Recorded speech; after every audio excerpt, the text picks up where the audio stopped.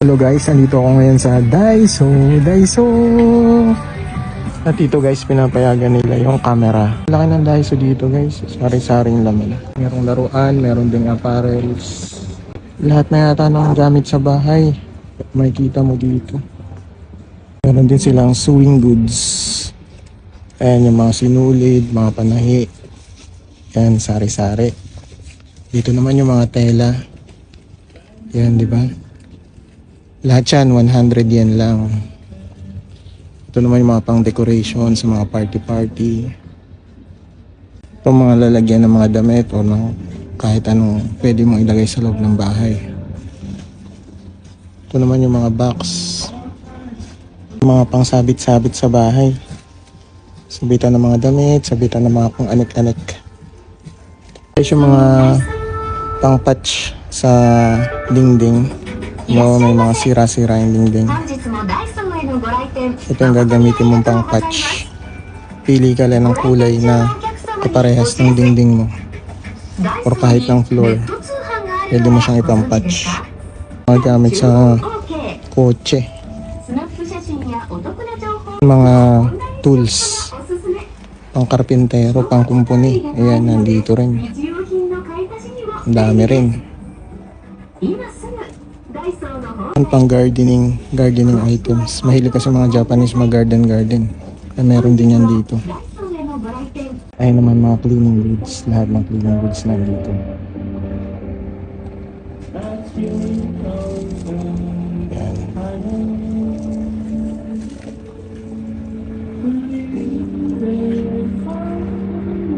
Ito naman mga laundry items. Yung mga gamit sa paglalaba. Nandito rin. Kompleto lahat. Pati mga hanger, mga sipit, bakunan,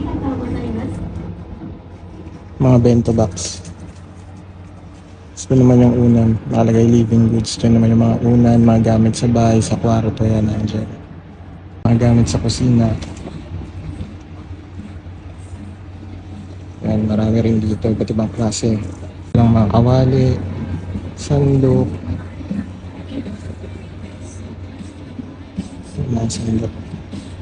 Tapos lang yung mga shopping bag. Ito yung mga magandang klase ng baso nito.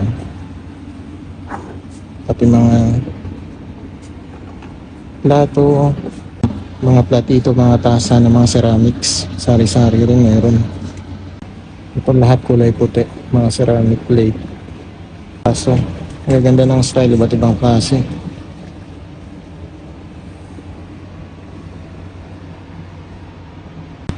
Siyempre meron din silang food section. Yan.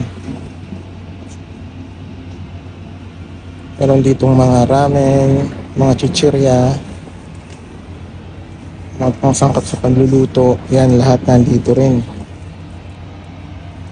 Mga candy, mga chocolates. Yan. Ito naman yung mga pang first aid. Yan, kagaya ng mga benda. Yan. Meron din sila yan dito, mga pang first aid na gamit. Meron din sila dito mga school supplies. Yan. Mga gamit sa school. Ayun guys, pumunta lang talaga ako dito para bumili ng battery. Pero since nandito ako, naisip ko, ilibot na rin kayo dito sa loob ng Daiso.